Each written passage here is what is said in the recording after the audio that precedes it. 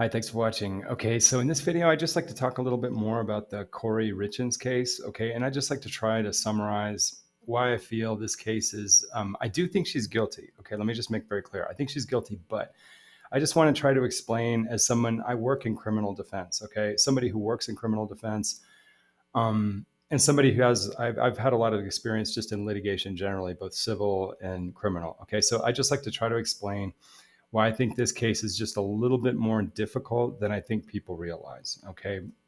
When we first heard about this case, all we heard about was the text messages where Koury Richins was asking for like heavy duty, I guess she was asking for like the Michael Jackson stuff. Basically, she probably wasn't really asking for propofol, but basically she was asking for very powerful drugs. Okay. And so the idea was, very shortly thereafter, her husband died after drinking an alcoholic drink, and basically it just looked like all the fingers just pointed to her. And also they'd been having trouble in their relationship, and she apparently, her husband thought she was trying to poison her before. So it just looked like this slam dunk case, and I still think she's guilty. Okay, but the one thing we didn't hear about in the beginning, okay, and this is important, is that maybe we're gonna find out, but it may be true that Eric Richins had a habit of taking pills. Okay, now I don't know how true that is, but it's out there on the table and it may be true. Okay, and if it is true, I'm just going to say, if it is true, that would make the case more complicated. All right, it would make the case more complicated because even though all the circumstantial evidence points to Koury, okay, it's going to start creating room for that thing called reasonable doubt. Okay, and that's where the prosecution has to be, I think, smarter. Okay, the prosecution has to anticipate that it may be proven that Eric Richins had a habit of taking maybe even, like, say, opioids, or even maybe even fentanyl. We don't know yet.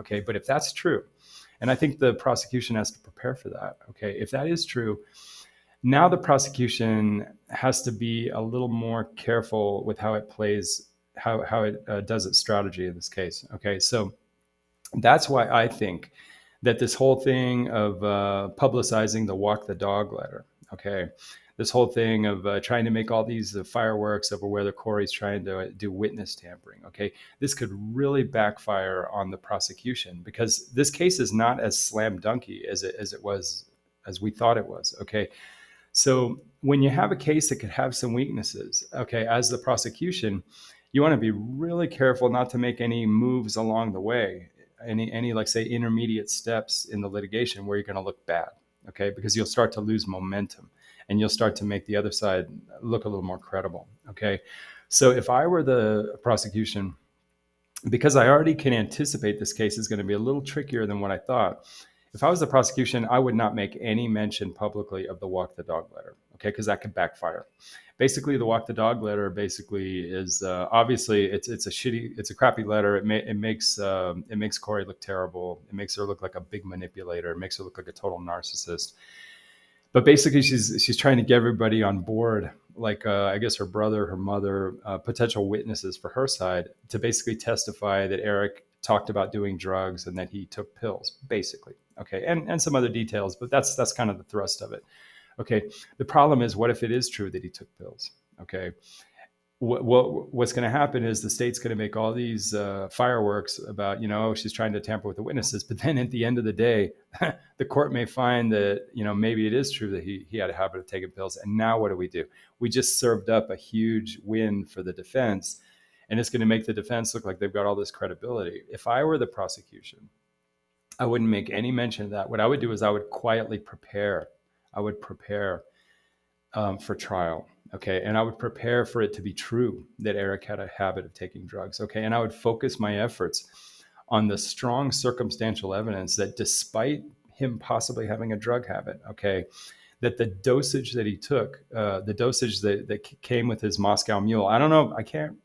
I don't know yet whether the pills were actually integrated into the alcoholic drink or whether he took, let's say maybe she gave him a couple of pills that he's used to taking, but maybe she tricked him and gave him pills with a different dosage.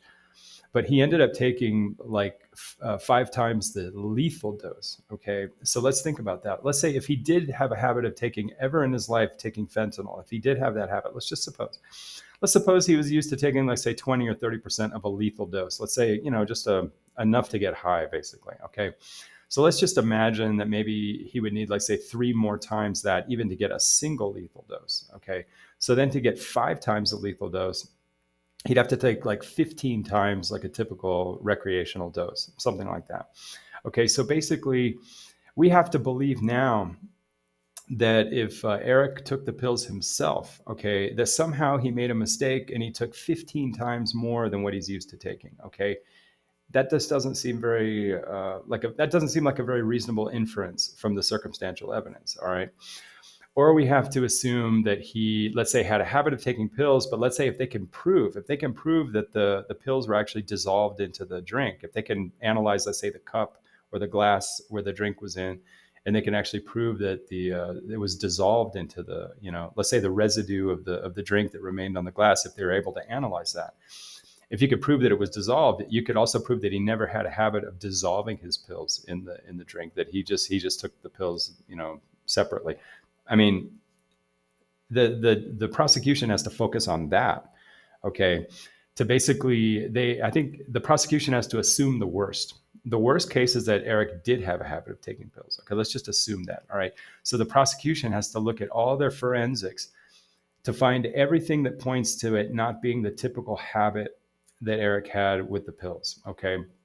So if they can prove, like, through the residue of whatever's in the alcoholic glass, the glass that the drink was served in, if they can prove that the fentanyl was not in pill form, but it was actually dissolved into the alcohol, okay, well, that's more in favor of Koury being the person who's guilty, because hopefully you could prove that Eric didn't have a habit of dissolving his pills. Okay, now, oh my God, that would be terrible if you could actually prove that he used to have a habit of dissolving his pill. That would kill the case. But basically, what the prosecution has to do is focus on making the best of their circumstantial evidence and not doing anything in the meantime that's going to make Koury look credible.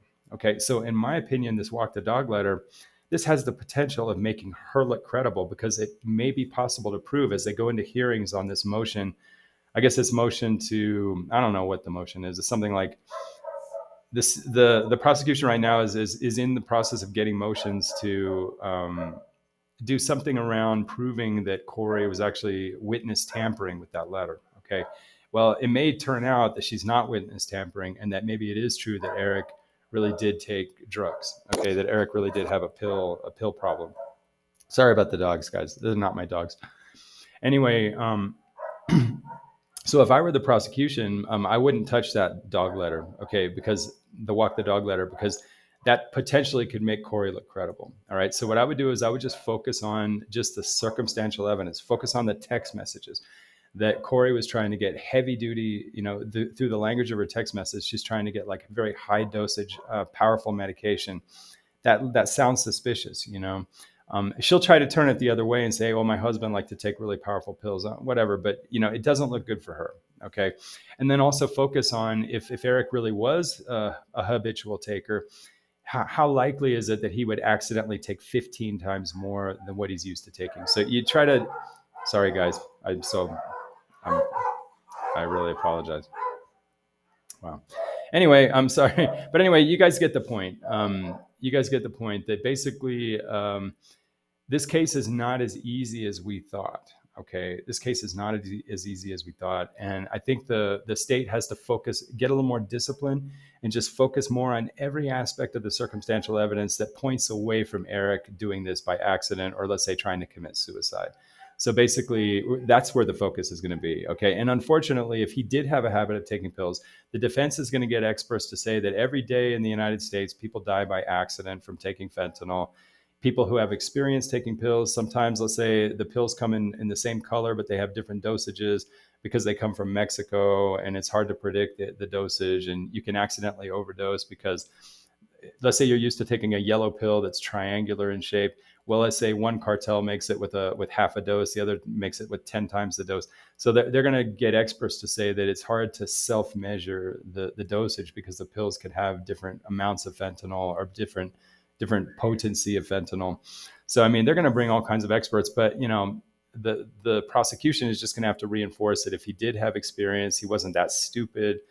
And he wouldn't, it's very unlikely he'd make that kind of accident. And then also try to, look into the history of the marriage and how, Eric already had the feeling that his wife was trying to kill him, and just kind of focus on if there's any forensics that they could obtain, or anything supporting that it actually is true that Koury did try to kill him in the past. Now, possibly there's no real hardcore evidence for that. Okay. And the fact that he got hives from eating a sandwich, that could, I'm sorry. I mean, more than likely, maybe she was trying to poison him, but it could also be that they were in another country and she gave him some kind of hot pepper, and maybe he had an allergy to, like, say, the seeds of the pepper. You know what I'm saying? Or maybe there was something that had like residue of like peanut oil or something, and maybe he has a nut allergy. I don't know. But the bottom line, do I think she's guilty? Hell yes, I do think she's guilty. But this case is not as easy as we think. Okay.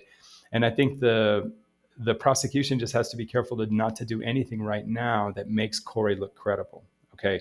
So they may have to kind of just accept the fact that maybe Eric did have a pill taking problem. Maybe he did take drugs. Now, I'm not saying I know that he did. I'm just saying the state has to be careful, because it can backfire on them if it turns out that Eric did have a habit of taking pills. You see what I mean? So I think the state just has to focus really hard on all the circumstances that point to Koury, and then just not try too hard. Don't try to grab at every opportunity, because in this case, the walk the dog letter, this may just turn out to be that Koury was actually kind of telling the truth. You know what I mean? That, okay, yeah, her defense is bullshit because she's guilty.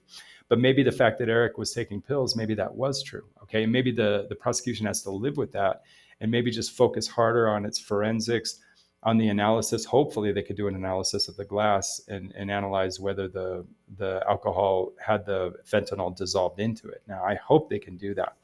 Or maybe the autopsy can actually show that the fentanyl, let's say the pills were still sort of intact in the stomach, or partially intact, any little evidence to show that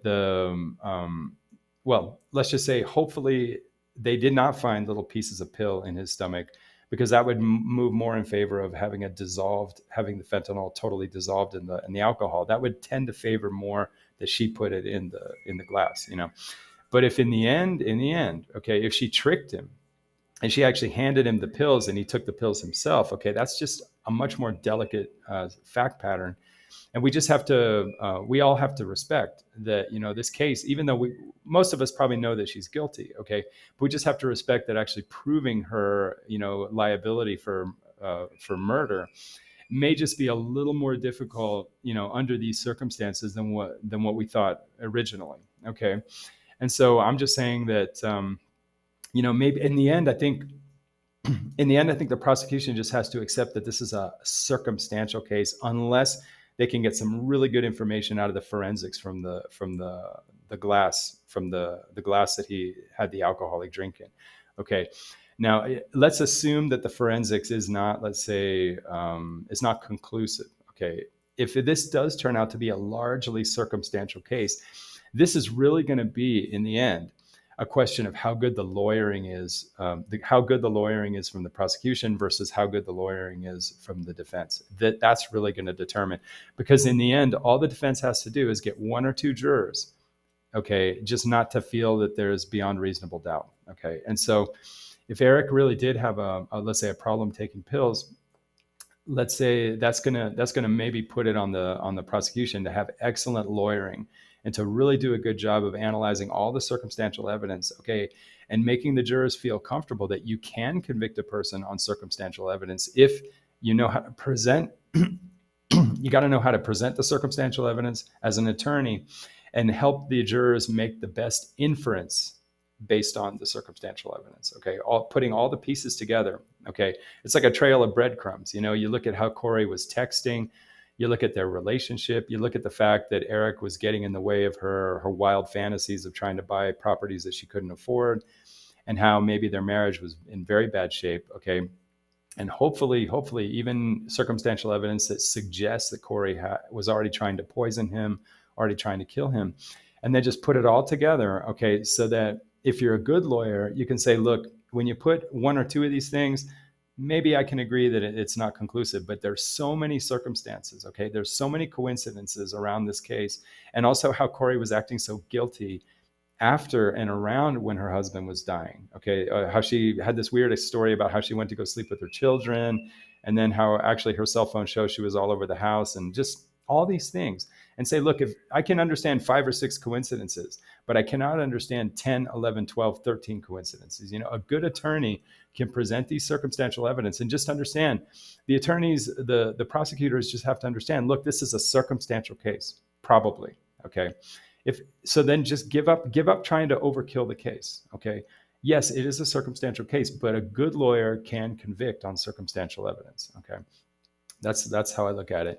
And so if I was the prosecutor, I would not have brought up this walk the dog letter. Okay. Because in the end, what it may do is it just may add more credibility to Koury's sort of like, say, how Koury's defense strategy. It's going to give more credibility to her defense strategy because it's going to make it known in public that actually it is true that Eric really had a habit of taking pills, and that's just it's not going to kill the case, but it's going to deflate the prosecution a little bit. And I think because this is a circumstantial case, you have to be really careful not to look bad at any stage in the preliminary motion practice. Okay.